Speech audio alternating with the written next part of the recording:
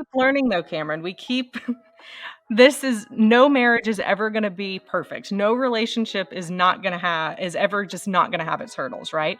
And so it's just how can we be better tomorrow than we were today, and showing up and in being there for our spouse. And you do it through trial and error, and you try not to have more errors than you do positive trials. Yes, please, more wins than losses, Jesus.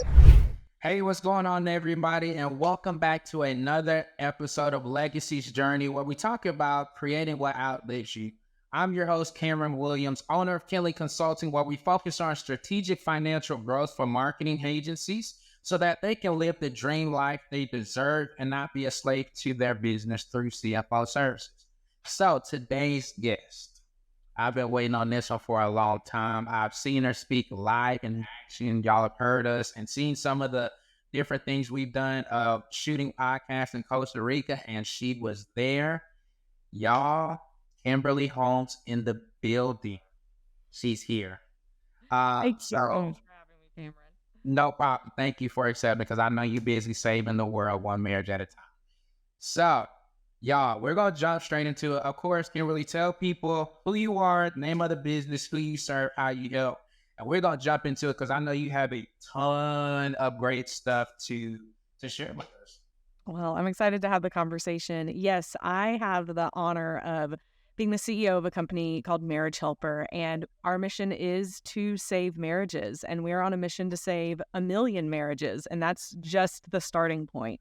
So I work with a great team, and we're able to fulfill an amazing mission, and I'm excited to talk to you and hopefully provide some insight and help for your listeners that they'll find valuable for their own relationships today. Yes. Okay. So let's go right there. You said you are trying to save marriages. So since a lot of times on our podcast, right, we're talking about, man, I'm doing great, or I'm getting this momentum in the business. But a lot of times, like, that's at the cost of something. And what I'm finding out is that's typically at the cost of family. So in your experience, because you said you're on track your goal is to help 1 million. So that means at this point, you've done at least several thousands, if not tens of thousands, if not 100,000. So, like, what are some of those things that you see people struggle? So that way, because to be honest, right, especially us as men, sometimes we're like, no, we're good. Like, I'm doing pretty good. So what would be a sign of, like, if you're thinking this or saying this, or if your spouse is saying this, that may be an indicator that you're not as good as you? Yeah, let's dive into that. So just to give a little bit more numbers around what you were saying, we did the analytics a couple of months ago, and in the past 3 years, we worked with over 25,000 people. Ooh. So we have been, yes, like we are set. Our eyes are straight like flint ahead of us. We really have a mission that we want to save 1 million marriages, and we're getting the traction that we need to get there. But it's one of these things that you are talking about when you're running a business, when you're an entrepreneur, when you have a marketing agency, like probably many of your listeners do, or any kind of business, then the business can become the center of our world, right? Yeah. And I know this as the CEO and as the owner of Marriage Helper. Even though it started before me, I've really been in that entrepreneurial seat to help it grow. And what we begin to see, especially with men, where men can feel like they have the burden of the whole family on their shoulders at any time. But that can be true of anyone who's the primary breadwinner. It's just that the majority of the time it's the man. That it really does become where they place their worth, where they can place their value, where they're putting a lot of their focus on, because in their mind, they're saying, this is going to be the way I show my family that I love them, that I care for them, and I'm providing for them. Yes. Like the tagline of your show, creating a legacy worth leaving, right? Like investing in that legacy. A lot of times we think of it as through what our business can create for us. Yes. But what begins to happen, as I'm sure you're aware with people you've experienced in your own life, Cameron, is that begins to become what we replace spending time with our family with. And so we can do all of these things to provide for our family, but at the end of the day, what our spouse wants, what our kids want, is us. And so when we begin to hear things from our spouses, when they start saying things like, hey, I feel like you're spending too much time working. Hey, maybe you could take a break and have dinner with us each night a week. Hey, maybe you should take a couple weekends off. Those are things that entrepreneurs can hear or business owners can hear and think that it's just more pressure, right? Like, I already am trying to make this business work. I have to spend time on my business. Why don't you just appreciate and accept that my energy right now is going to growing the business? And it can become kind of a resistance point to us. But the reality of it is we can actually do much better at growing our business when we're able to take the time and devote it to our families, devote it to our spouse, because that's the support system that's actually going to give us the fuel that we need to invest in growing our business well.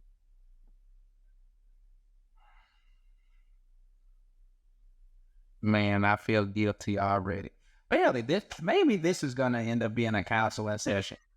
It's At doing this point, You're not alone. You're not alone. I was like, "Oh, she said that before." Oh snap! Okay, all right. Oh man. Okay. So to your point, so when the wife or the spouse, because it could be the other way, when they're coming to you saying something like, "Hey, ooh, why don't you come do lunch with us? Ooh, why don't you take a break to come do dinner?" And because to be honest, I was there. I struggled. Yeah, I'm doing a lot better. Thank you, Lord. But how do you, to your point, how do you not feel the extra pressure? Because I know for me, at least, it's like, oh man, if I take a break, am I going to be able to come back and keep working? Am I going to be able to get back in the zone? Oh man, but I have to do these 3, 4, 5 other things. And I told myself I was going to do it today. And if not, then am I failing it? How do you, or what would you suggest we do to overcome that so that we still honor our spouses? Mm-hmm. Let's talk through this because it's a great question. And I have a couple of different ways that I'm thinking about it. And again, like, this is something that I've heard several people say to me in the past month or two. So this theme coming up is something that many people are struggling with. And something, to be transparent as well, that I am still figuring out in my own life. So right now in our home, I am the primary income provider. And you mentioned being in Costa Rica. So I really had to like put my money where my mouth was in Costa Rica, because there was one morning.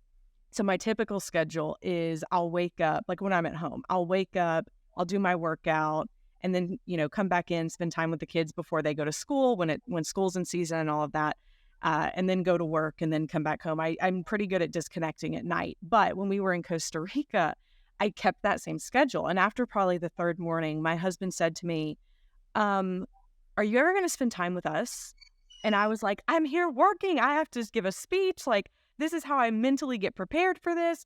And I realized that for me and for a lot of people, that moment when the initial reaction is to become defensive is the moment where the other person is speaking some truth that you probably don't want to actually address. And so my husband and I, after I got defensive, I calmed down and I said, you know what? You're right. Like, I am not being fully here and present. Let's talk about what this can look like. Let's talk about how I need to make sure that I have a clear head so that I'm able to, give my presentation and connect with people. But I also don't want to not spend time with the family. I don't want my kids to wake up and always ask, where's mom, and feel like she's never there. So let's talk about it. And so I believe that's a key here. And what I mean by that is the key is, a lot of times, again, as entrepreneurs, like, our job is to fix problems. Our job is to create plans, execute plans, fix problems, see success from it, and repeat, right? And we tend to want to bring that into our relationships as well, when actually what's better for the relationship is that, in the example of, me and my husband being in Costa Rica, and I was trying to keep my same normal schedule, and he was feeling abandoned every morning like a single dad with the kids, then the better thing to do, instead of me trying to come up with a solution and execute it, is for us to have that conversation of, hey, let's put our expectations out there and understand, like, here's what I need, here's what you need. Now let's work together to compromise and meet in the middle. And it's the process of bringing your spouse into that, of hearing each other out, of understanding where the other person's coming from, and allowing each of you to be the support to the other in maybe new ways to help both of you get what you need, that actually not only helps the relationship, but it begins to help each of you realize this other person really is supportive of me. And maybe my worth and my value isn't just in my business going up and to the right. Maybe the worth of what I'm doing is here in the moments of being able to be present with my wife, with my husband, with my kids, right? Like that's really where the joy is and where the gold is of everything I'm doing. And because I feel more supported here and they understand what I need and I understand what they need and we're helping each other to get those needs met, then I'll be able to produce better in the time that I do allot to my business because it's coming from a place of support and love and not feeling like I'm having to produce in order to be supported and loved. That was a long answer with a lot of rambling, Cameron. So I hope any of that made sense. No, I'm literally, I got a note sheet now, so I'm just writing notes. So because what I got from that is you say at first, like, don't be defensive, acknowledge what they're saying first. Yeah. And then instead of trying to solve the problem, try to think of it more as, okay, what's the compromise? What's the middle ground we can meet at? Because I know for me, a lot of times it's like, no, it's not like that. It's not like that, which you would probably say is not acknowledging our feelings.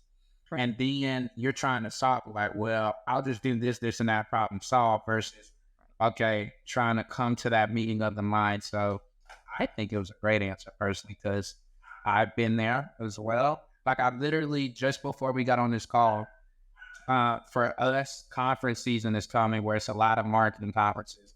And of course, I always want to try to bring the family when I can, but I just found out for this big one, which is Funnel Hacking Live, my buddy's like, hey, this isn't like this other one you went to, even though it's at the same location. It's going to be back to back, nonstop. Like, don't even try to think about taking a bathroom break. And immediately my mind went to like, uh-oh, that means I'm not going to be able to go back and check on, Ari during the conference, or I can't come for an hour or two and help with the kids. So how would that make her feel? So I was like, let me immediately stop and say, hey, I just found this information out. I know you wanted to come, but I may not be as available as you would like. How do you want to play it? So this, as you said, is a constant or consistently growing area. And I think it changes so much just depending on the day and the circumstances. Mm-hmm. Mm-hmm. And I agree wholeheartedly. And at the risk of it sounding just very cliche, communication is important. I wouldn't go as far as to say that communication is the key to a great relationship. I believe it's a very important part of it. But more specifically, what I mean when I say that is communication about our expectations, communication about our core needs, communications about what we intend to happen or what we hope will happen, right? Not just the communication of the facts, but also the communication of the feelings and allowing your spouse to be able to do the same back to you.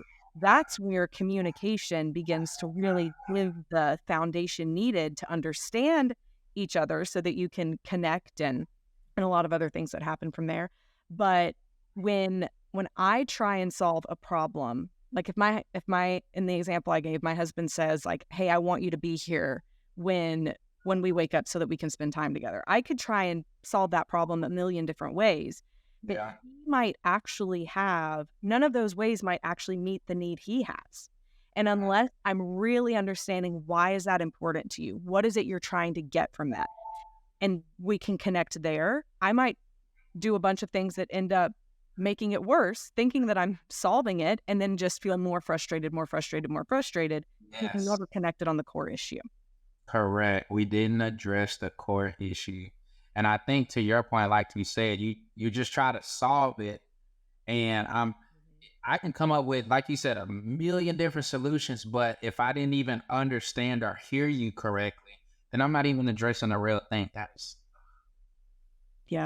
This hit different when you gone through learning, growing through it. Okay. That, oh man. All right, so let's keep going. Learning though, Cameron, we keep this is no marriage is ever going to be perfect. No relationship is ever just not going to have its hurdles, right? And so Right. just how can we be better tomorrow than we were today in showing up and in being there for our spouse? And you do it through trial and error, and you try not to have more errors than than you do positive trials. Yes, please, more wins than losses. That's right. More wins than losses. Yes. Okay. So in the effort of constantly growing and learning, what would you suggest is a tip or two that we could use to kind of get us to that core issue faster? Because I know sometimes I don't necessarily know the right thing to say, but I know I'm not supposed to solve Yeah. Yeah. Well, that's a bit of a loaded question because it depends on the health of your relationship as to how quick you can get to what those core issues are. So I'll give you a couple of examples of that. If you have a marriage where they don't communicate well, so whenever they do try and express their needs to each other, the other person meets them with defensiveness or with contempt or with criticism, just constantly saying, you shouldn't feel that way. Why do you feel that way? Get over it. Figure it out, right? So if I had said to Rob in Costa Rica, like, this is what I do, you're going to have to figure the rest of it out. Like, I'm here for a reason. I'm here for a purpose. You can figure out the rest of the morning because I need to do this. That would completely shut him down. He is not going to feel great about me. One of the ways that we say it at Marriage Helper is that the key to a healthy relationship is to evoke emotions within other people that they enjoy feeling. So if I'm not... Wait. You gotta say that again. Say that again. One of the keys is to evoke emotions within other people that they enjoy feeling. And this isn't based on my intention, but on their perception. So if I said that to my husband, of course, like, figure it out, I'm going to do whatever I want to do, is that evoking an emotion within him that he enjoys feeling? No, that's an argument right there.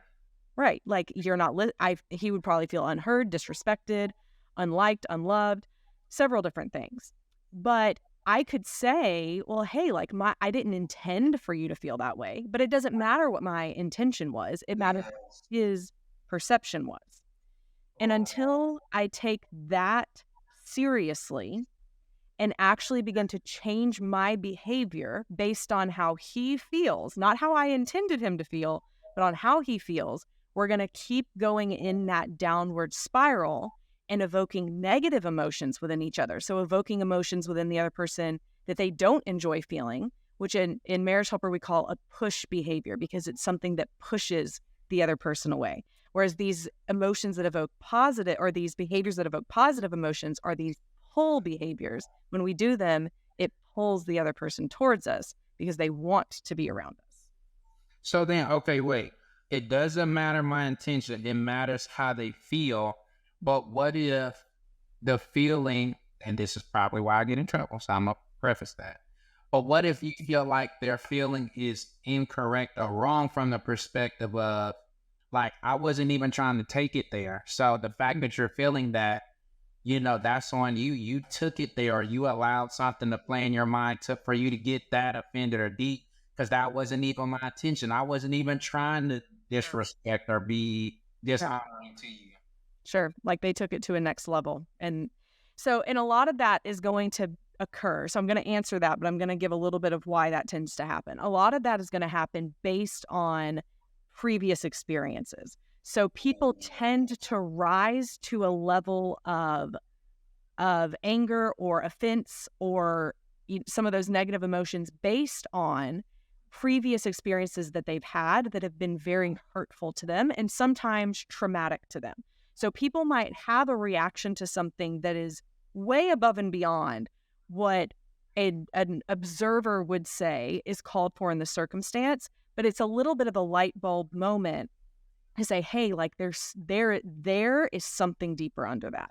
And so let's explore what's deeper under that that's leading this Big storyline yeah, the storyline in their mind to be that way. So an example of that could be, so as a woman and as a woman living in the South, and you're probably aware of this, and I wonder if this has ever happened to your wife and she said anything about it. But one of the things that grates on my nerves is when people who don't know me call me things like honey or sweetie or something like that, especially if it's like an older man, not like a grandfather, but like a, Somebody who was older.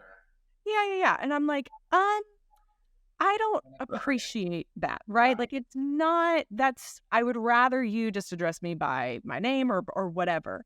Man. And so someone could look at me and say, or the other one that I'll say here is, when men in public, like random times, like checking out at the grocery store or whatever, and they'll say, you should smile. And I'm like, why are you saying that to me? Right. And so That's a good one. She gets so upset because she's like, what are you trying? And see, with us being, African American, there's a whole other. like there's a whole other, yeah. Trying to say, That's right. Angry, what I can't have a bad moment. What if I was just thinking? And I Right. oh, man. What if this is my face? This is just my resting face. Right. Why do you need me to smile for you? Right. And so some people could look at that and say, but my intention wasn't to, like, I just wanted you to smile, or I just wanted you to, my intention wasn't to make you feel disrespected or feel weird. Therefore, you should feel okay with it. And I'm sure, I mean, since you just brought it up, like as an African American and especially living in the South, you probably experienced this to a level I would never even be able to comprehend. The microaggressions are so real. Yes, right. And so, like, the way that you've probably felt over the past several years when people say, well, I didn't mean for that to hurt you, therefore you shouldn't be offended by it. You know more than anyone, like, but I was, and it hurt. And I understand that you don't understand why it hurt, but the fact that you're not even accepting the fact that it did hurt me, or even just apologizing for it or wanting to understand more, makes it worse. It makes it worse because it feels like the person is unwilling to try and connect with you as another human being and really have empathy towards you and your situation. And that's the key here. When we refuse to see how our actions are hurting another person, it tears away empathy, which tears away connection, which tears away feeling accepted by the other person, and it tears away the foundation of a strong relationship.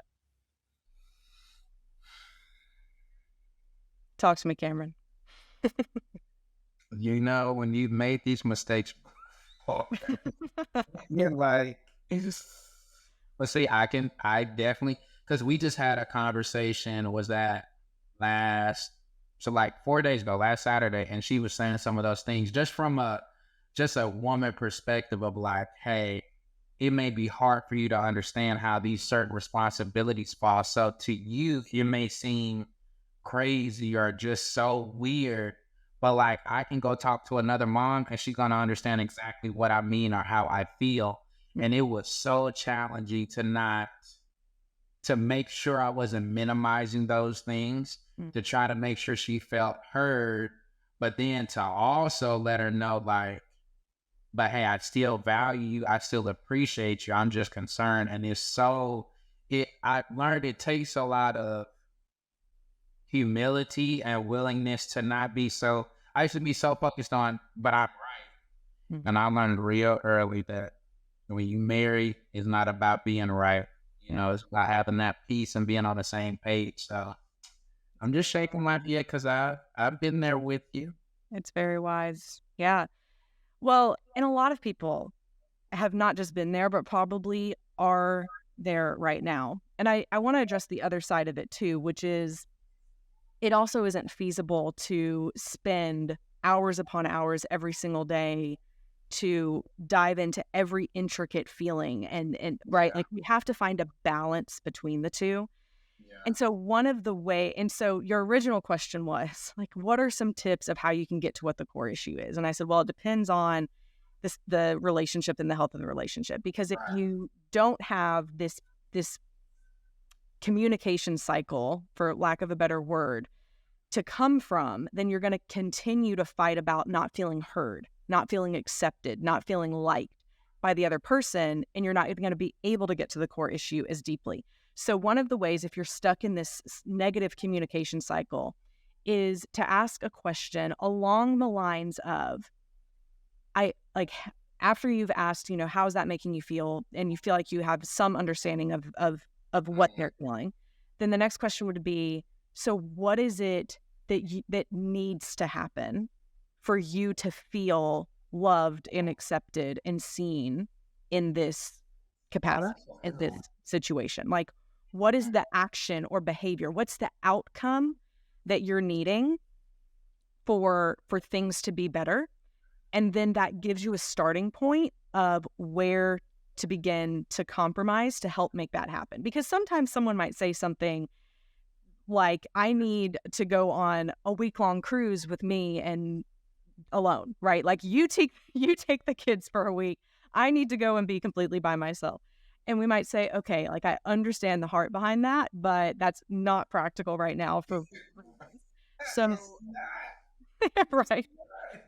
So let's talk about the core issue under that. Like, and you might have to do some digging, like, but why that? What's the real thing? And it may come down to something you're able to actually begin to compromise on, which looks like, I need some time, and I'm speaking from what a stay-at-home mom might say. Like, I need some time that's just for me during the week because I am overwhelmed during the week as I'm trying to support you running the business. Let's work on trying to find a way to make that happen. And then that's where you begin to compromise. So you begin to look at what both of you can do and how you can both be flexible in making that happen. But because you're working on trying to get that to happen together, number one, you're both bought into it. And as leaders, we know, like, that's a key part of something happening. You got to get people to buy into it, and they need to be a part of the Right. plan. And then number two, like, you've just shown your marriage that you can work through hard things. So the next time a hard thing comes up, you have a baseline of how you can work through it again, and it gives you something to build on top of. I like that, because that was another thing. It was like, talking about threshold, like, hey, I'm doing my part. I'm supporting you. I try to be available. I know you have to be on the calls and things like that. So I realize I have to take the kids, but hey, I do have a threshold. Yeah. And I need you to recognize the fact that I have a threshold. And that's not to diminish any threshold you may have as the provider. But like you said, it's so challenging trying to figure out, like, what is practical that still honors you. Because, like, in your case, I can't even imagine if she said, I need a 1-week cruise vacation. No kids, nobody. It'd be like, you wouldn't have any idea. like, oh no, I need to email Kim. So, yeah, but okay, I like how you said that. At least okay, really, you're trying to say you need time. How do we work backwards to find something that's reasonable, that's honoring, that makes you feel loved and appreciated without making you feel slighted, etc. So that's it. that is solid. And I like the way you said it too. I like how you said, this is my threshold. And it's not in any way trying to diminish your threshold. Like, we both have needs, and we're not trying to take the other person's needs from them. We're trying to figure out how we can both get those needs met, realizing flexibility has to happen in the middle. So there might be some compromise in different seasons, or, whether it's the amount of time that you do get to yourself, as an example, or whatever, during different seasons of life. But if you still realize what each person's core needs are, and you're both willing to try and make that happen, it just further builds trust in the relationship. Do you have, like, suggested things to offer? Because, like, if they're like me and not a creative, see, I'd be like, oh, well, maybe she'd want to go to the spa, for example. But that may not be to the same degree that she's talking about. Like, would you suggest maybe like a solo trip for her overnight at a hotel somewhere? Or do you think there are boundaries or limits, or try not to set it that? Like, what would you suggest for something? And I know everybody's different, with different preferences, but just in the general sense, I would look at these 3, 4, 5 things as good starting points to maybe help the spouse meet that Mm. Well, honestly, Cameron, the first thing I would say is ask the other person, what is it you would like? Like, let's talk about need. A break. That's what I'm gonna be my wife. Like she would say, a break. a break. I'd be like, well, what does that mean? What would she say if you asked that? She would say, I mean, I just feel like I'm at my threshold, I'm at my max, and I just need some time to myself to like recharge. Well, what does that mean? Mm-hmm. I don't know. I just know I need time to myself so I can get myself together because I need to be the best version of me to be able to serve everybody else. Mm-hmm. Mm-hmm. Okay. So if someone is struggling with specifics, like here's what I need, not just the theory of what I need, but like this is the specific thing, the behavior that I need to happen, or the thing that I need to happen for me, then yeah, I mean, I believe it would be appropriate to start with some suggestions as questions like, okay, so I want to help you do this. And I think that because you said this earlier, well, you said this and someone said this yesterday, and so I might be blending the two things you said, but men like to come in and try and problem solve, and that can irritate women at times because sometimes we just want to vent. And so a good way to preface that is, hey, like, is it okay if now I present some options and ideas, or do you just want to keep venting? Because I do want to help you, like, I do want to help Arth make this happen. But if what you're needing right now is just a listening ear, then I'm all ears and I'm here for you. So kind of ask for permission. But once you ask for that permission, she's like, yeah, let's talk about what it could look like. Okay, great. Is this something you need does this look like something you'd want every day? Do you need an hour a day to go do something, or like an afternoon every weekend? Or are you wanting like a whole weekend every quarter? What do you think would really help you to recharge? Or at least where could we start? And then I mean, the gold is in the conversation. That's why it's hard for me to give you like, here's what you should do. I mean, do I think that a woman would typically turn down a day at the spa? No. Is it pretty much a good idea to do if you have the ability to? Yeah, I think it would be a nice gesture for sure. But I also wouldn't expect that to fix the problem, because really problem is only truly going to be quote unquote fixed through the understanding that happens within the conversation and finding a more sustainable plan moving forward. Oh my gosh. And see, I feel like, and I'm gonna just take a leap of faith and say I'm speaking for other guys. See, we think, okay, I paid for you to go to the spa for 3 hours. I'm thinking that fixes it. And to your point, that didn't fix it. Oh No, it didn't. man, I'd really be like, why are you upset? You just went to the spa. Like I thought we were good. I thought we were good. What happened?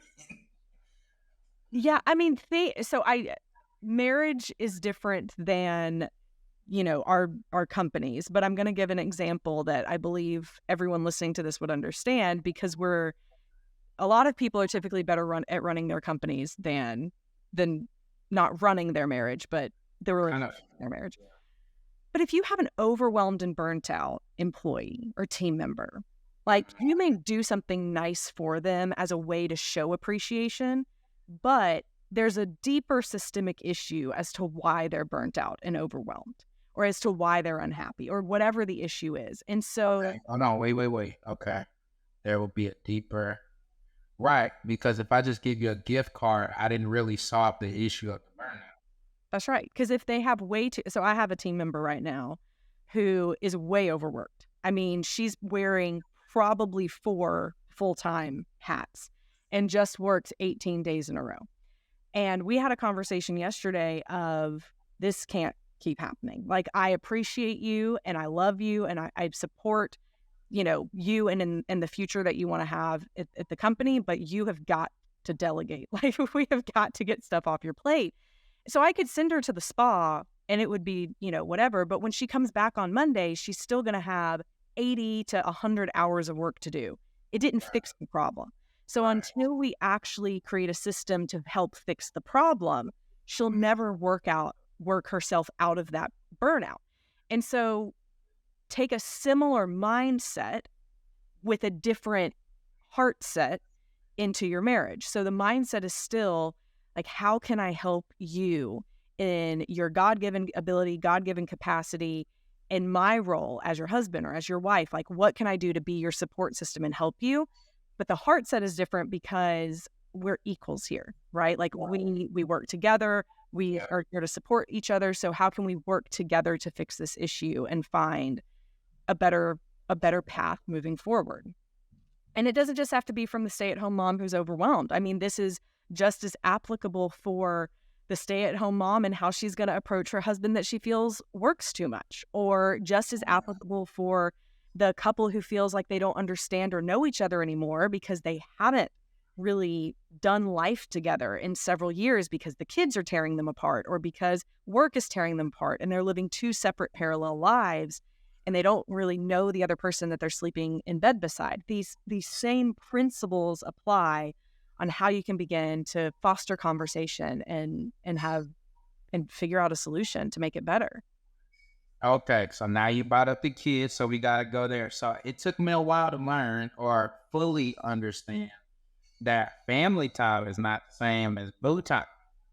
Because I used to get like, oh, we actually say, oh, we haven't gone on a date, and I'm like, we all just went to the movie. She's like, nah, no sir, that was a family day, family time. That's not the same as me and you solo get super fancy and going out as adults time. So how do you feel like, I don't know if you want to say we can incorporate our kids just into that overall flow, or what do you think may be the best way to balance that? Because like you saw it in Costa Rica, like many people brought their kids. Yeah. So how do we make it to where everybody, including the kids, now feel happy, heard, honored, etc.? The first thing that I'm going to say in regards to this is that the best thing that kids can see inside of their family is a strong marriage. So you have to, and I'm not saying you, Cameron, specifically. I know, it's okay. Literally you. The men here, it's okay. We have to really invest in our marriage first, and the kids come second.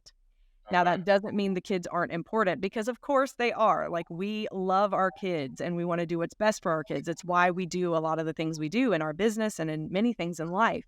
But when we neglect that marriage relationship, it's actually hurting the strength of the family, which is going to flow down to the kids. So all of that to say, I would start with the marriage. So start first with, when are the date nights? What are we going to do on the date nights? Let's make sure that we find a rhythm and a volume and a cadence that works well for us. And maybe that's every week. Maybe it's every other week. Maybe whatever it is for each person. It's not necessarily as much in the how often you do date nights as much as it's in, do you and your spouse feel intimate and connected and like you're getting enough alone time? And that's going to be different for every couple depending on everything.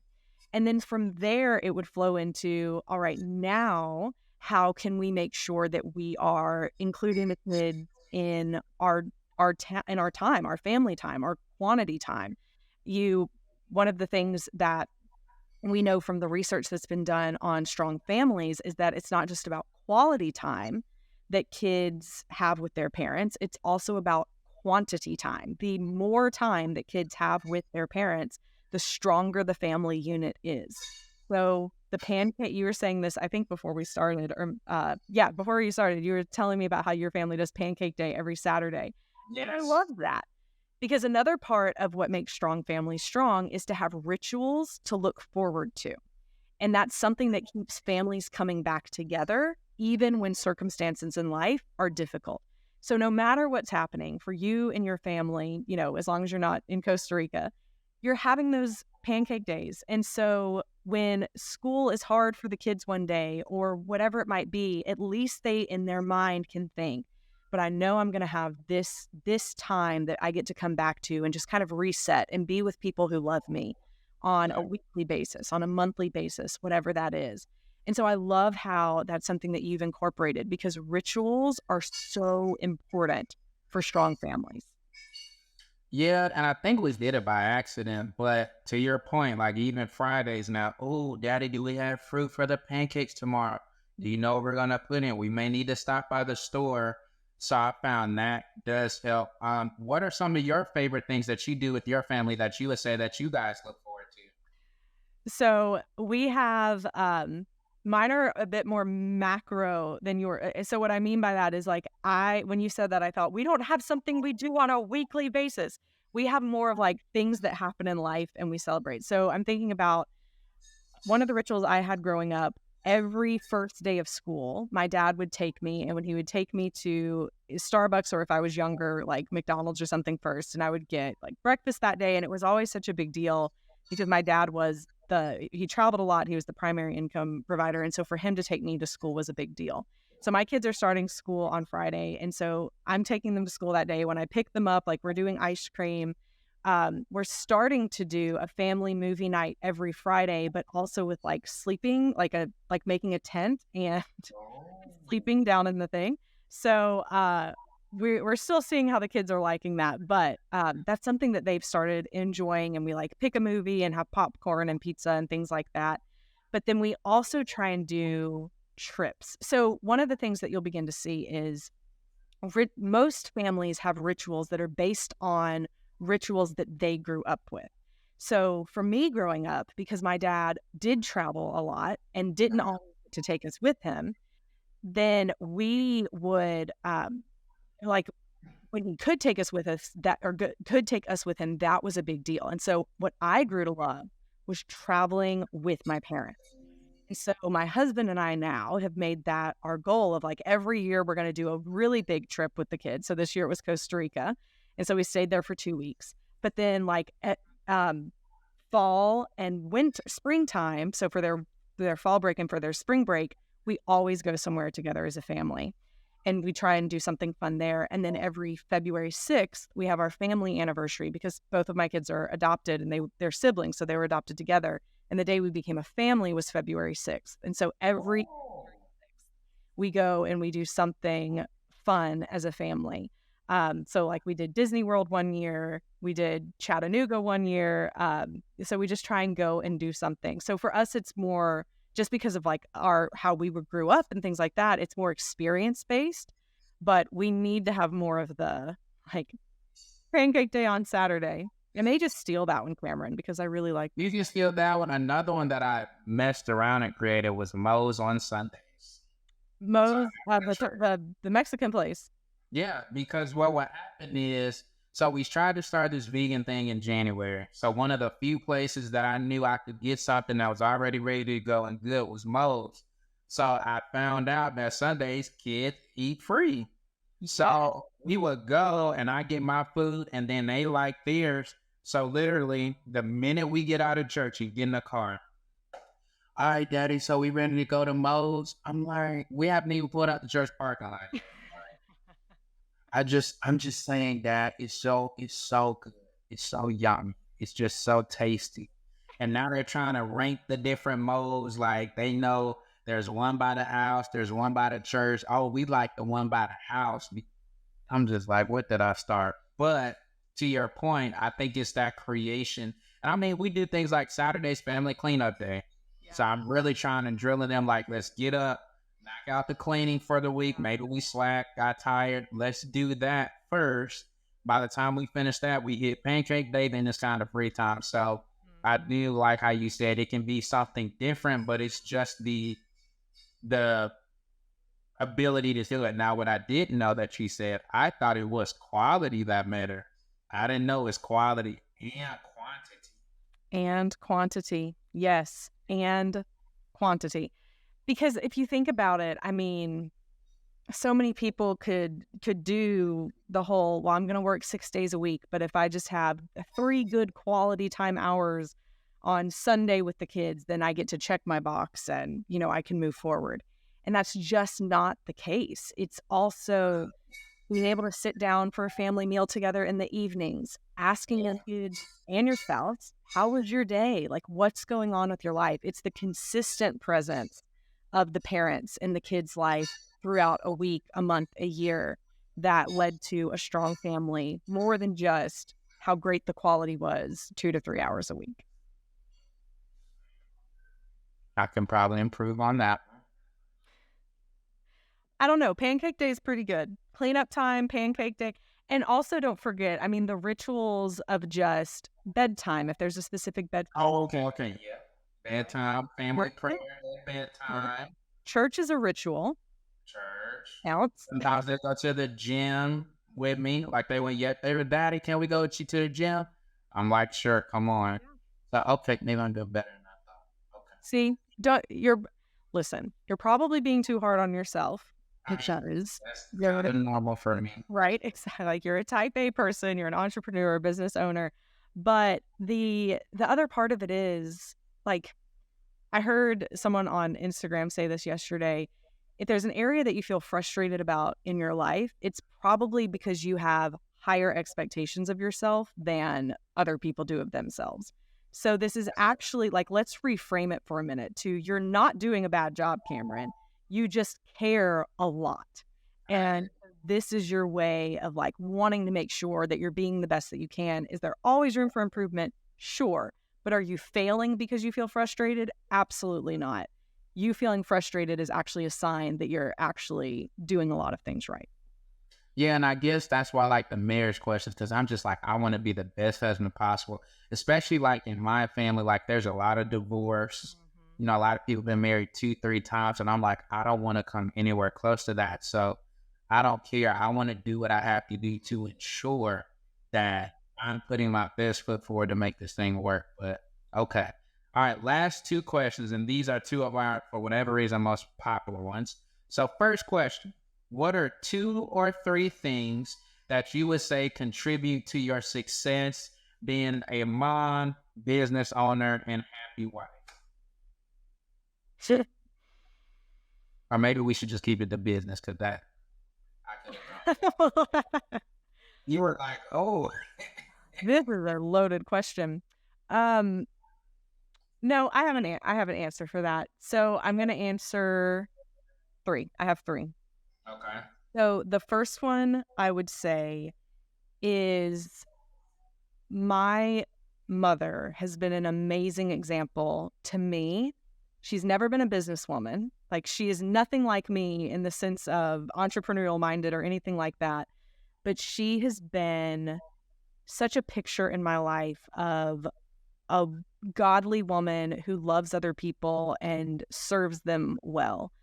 And I know she's my biggest supporter. I know she's my biggest fan.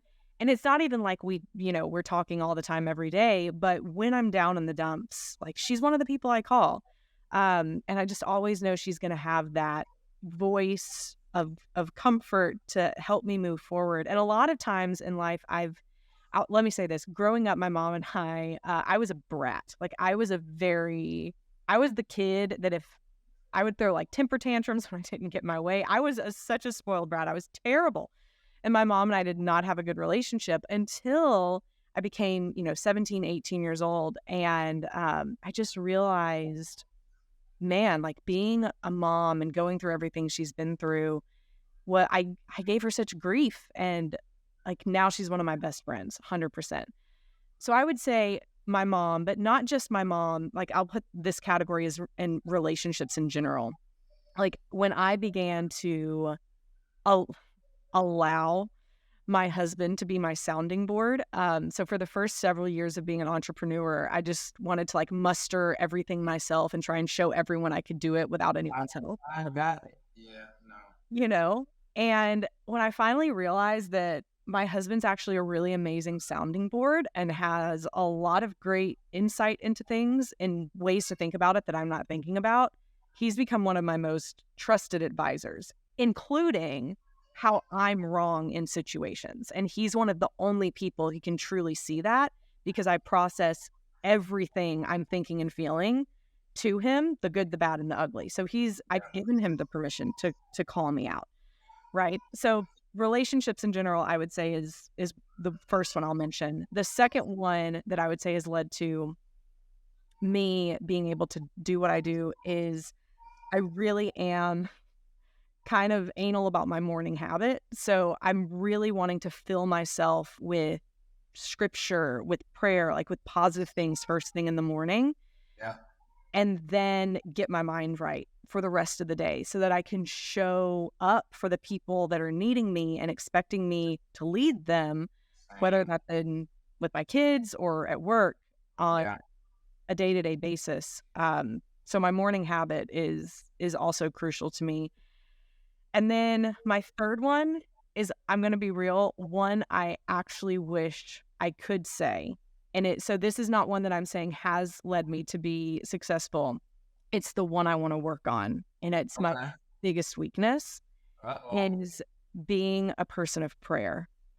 I am Just said you were praying and doing scripture. I'm doing scripture. I didn't say pray. I said I'm filling myself with scripture and good things. But I am historically terrible at remembering to pray. I will vent about it. I will complain about it. I will cry about it. I will tell my husband about it. And then after all of that, I'll be like, oh, maybe I should pray about it. That's fair. That's fair. Those are great answers. All right. Last question. What would you tell your high school self or college self? So you've gone through what you've gone through. You have this wealth of knowledge, of course, still learning and growing. So if you can look back to either 18-year-old Kimberly or 22, 23-year-old version, you would look back and encourage her by saying what? Your worth is not in what you do. Oh,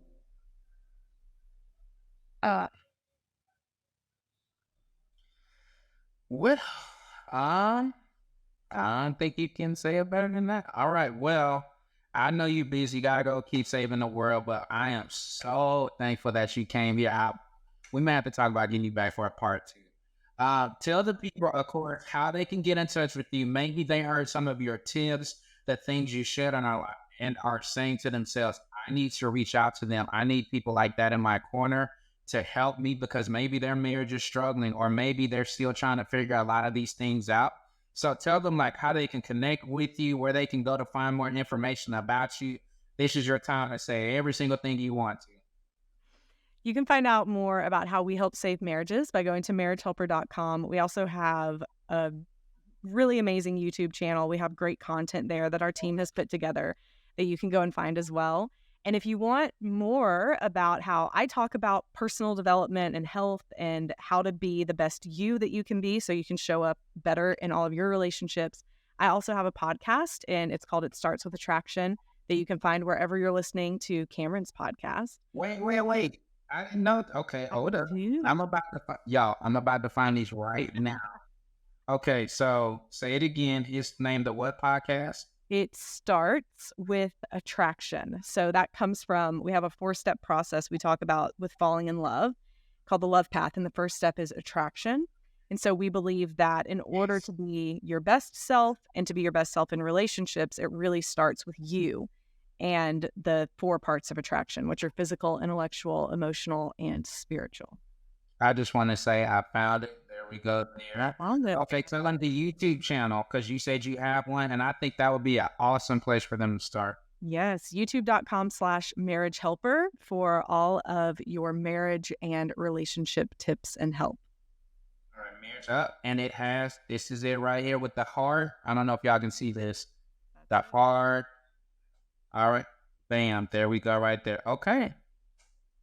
Well, I don't know about y'all, but I got a ton from this. I literally have notes like I'm about to, it's a lot. Thank you so much. I would love to have you back. We'll talk about that off air, but thank you so much. I think this was super helpful, super practical. I think you really just helped. I'll just speak for myself to really think through that next thing because we can only see a lot of times our side of the story. So thank you so much for coming. Man, yeah, we're gonna do a part 2. I don't know when, but we're gonna do it. So y'all, hopefully y'all love this episode. Please like it, share it. Most importantly, share it with somebody who you think may need it or could benefit. If they're a stay-at-home mom or if they are a woman entrepreneur, or even if it's one of your buddies, if you're a guy and you're like, dude, I know we talked about this. Here's something that I think can better put into words what I was trying to share. Please, please, please share this. We got to help her get to her million goal. You know, she got to keep up these marriages. So with all that being said, we're going to let Kimberly go. Thank you so much for coming.